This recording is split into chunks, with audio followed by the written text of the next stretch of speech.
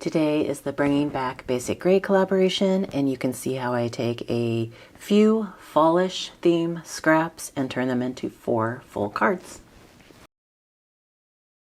Hey, it's Beth. Welcome. For the Bringing Back Basic Gray collaboration, this is just a small collab that I do each month with my friend Sarah, who's crafting and relaxing here on YouTube, Kathy, who's Stampin' Cat on Instagram, and we like to pull out our Basic Gray stash and play with it a little bit every month because Basic Gray no longer makes paper. They've switched to fabric, so we started to hoard the stash because we were afraid that we would run out and never have Basic Gray again. But we decided that each month we want to take some of it out and enjoy it rather than just let it sit in a drawer and hoard it forever. So last month, a while back, I had gone through and sorted my scraps that I had left with Basic Gray and kind of grouped it into like general, and then if it was a holiday, I kind of grouped it together by what holiday it might go with. So last month, I played with the Halloween scraps that I had left, and this month, I thought I would play with the fall scraps that I have left. I believe this sheet is Indian Summer, maybe? From Indian Summer. I know I have a 6x6 pad of this that I could throw this with, but I just thought, I know this was a specific fall pattern, and I believe this was a specific fall pattern. It was gold with some red leaves. And so I kind of pulled those together, and then I found another scrap that could work with those patterns, and then I had punched some shapes, some fall shapes out of some smaller scraps that I thought would work for fall. So that is what I'm going to play with. There's not a lot to play with here, so I might have to bring some other things in, but I just thought I would kind of see if I could make a few cards from these scraps. So let's see how it all comes out. I found a piece of brown cardstock in my stash that I thought worked well with the kind of brown in the papers, and I wanted a dark matte to kind of help some of those brighter colors pop.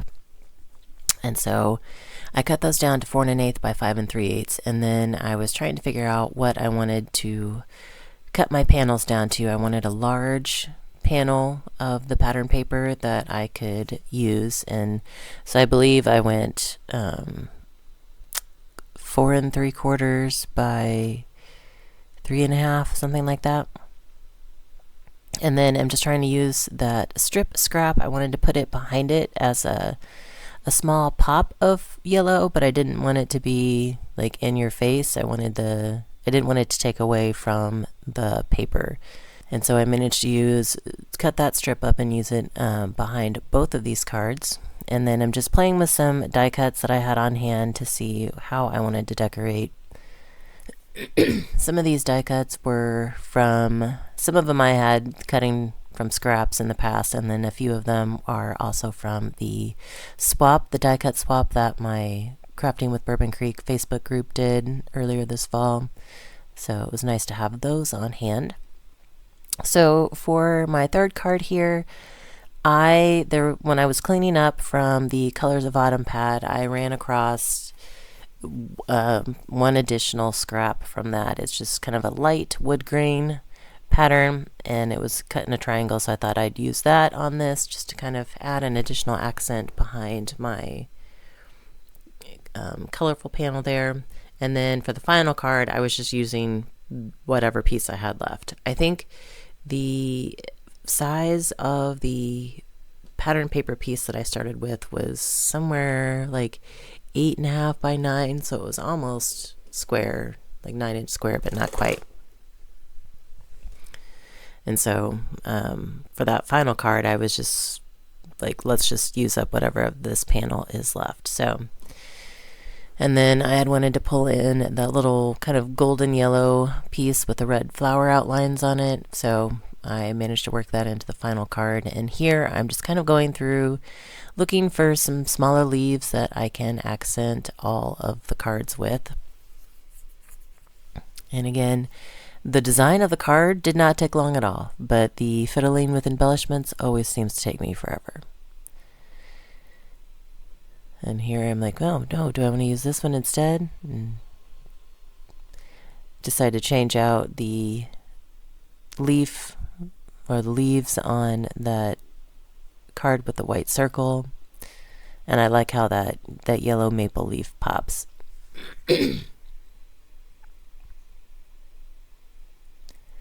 So we do a lot of fiddling, a lot of auditioning here. And I decided to go ahead and kind of voice over on this process, just, I don't know, to kind of give you an idea of how I work a project like this. I know I showed Halloween, but I just set it to music and didn't really talk much about it.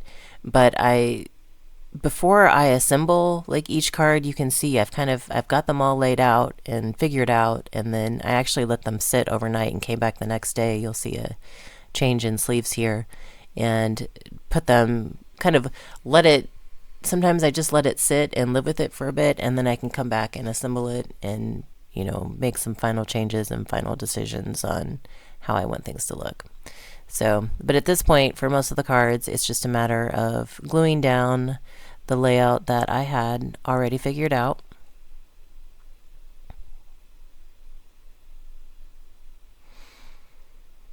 And I'm going to get this little gourd laid down and then let that sit and let the glue dry with the stamp block on it for a bit, and jump back to this one.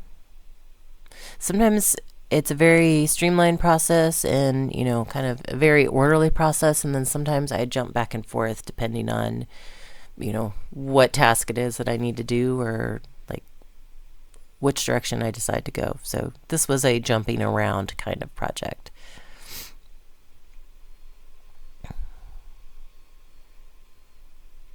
Got that triangle down, add this piece down, and then can add this piece to my card base.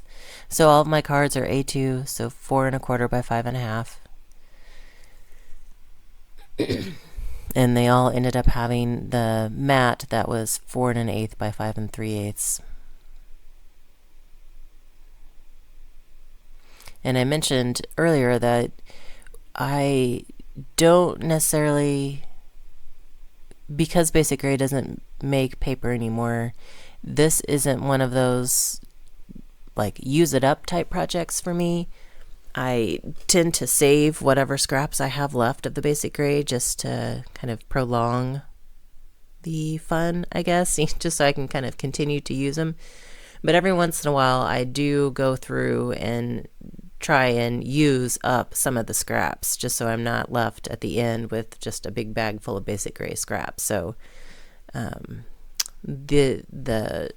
I didn't have a lot left of Halloween, fall, and Christmas. So these 3 months I am using up the scraps just because there wasn't a lot left to work with anyway. So,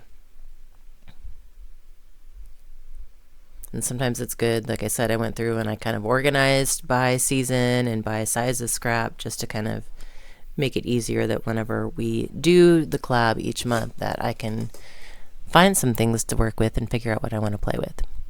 So this is card number 3 that I have just finished up. This thank you die cut is a fun one. It was from the swap that we did. On this final card, I decided I wanted to add, I didn't like the way the orange played on the pattern paper, or the golden, yellow, orange, whatever.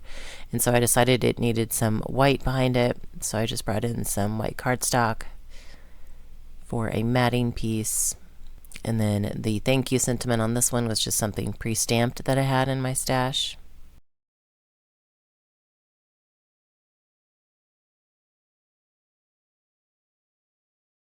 And I talked about this a little bit in the Lightest Smash Our Stash collaboration. I always like to have some pre-stamped sentiments, like general ones that are kind of like basic shape, so that when I do something like this, I don't necessarily have to stop and go stamp or find a stamp. I've got, a variety on hand. So this threw me. I really wanted to put some leaves behind the circle, and I kept fiddling with it. I finally decided I just needed to glue down my circle sentiment and then position the leaves. So I don't usually pop things up, but I do bring in some foam squares to pop up the thank you, just so I can have some room underneath of it to move the leaves around and kind of get them placed.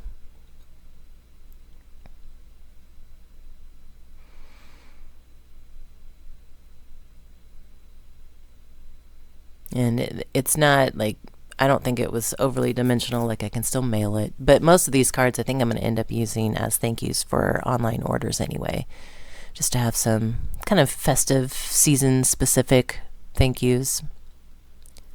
So now I can kind of figure out where I can move those leaves around and get them placed where I want them without having to worry about moving them or holding down the thank you. So should have done that a long time ago, but hindsight's 2020. I had a couple strips of the pattern paper left, and then I had some orange cardstock strips left over from the Colors of Autumn project, and they were still sitting on the desk to the side, so I grabbed some of those just so I can have something on the inside of each one of the cards. And then that lighter orange there on the far right, I had some smaller bits, and so I decided that there were a couple of cards that needed something extra, and so I will pull out my, I think it's a 3/8 inch circle punch from EK Success, maybe, or EK Tools, and punch some circles to use as like flat enamel dots. I do this a lot just because even though I have a stash of enamel dots and gems and such, it's hard for me, or maybe I don't want to take the time to search for the specific color I need. So if I have cardstock left over from whatever it is I'm working on, I will tend to punch circles from that to use as embellishments, just because I know it's going to coordinate. So I just scattered some on that card on the left there, and then the card on the right, I'm just adding them up in that top left corner to kind of balance out the orange or the golden color that was on that scrap piece that I brought in. And those are the 4 cards. So 4 cards made from that handful of scraps that we had, and I love the colors on these. I love how rich they look, and this was another fun exercise. So here's a final look at my 4 cards. Be sure to check out the links in the description box to see what Sarah and Kathy made with their basic gray this month. As always, thank you so much for your time, and I hope you all have a very crafty day.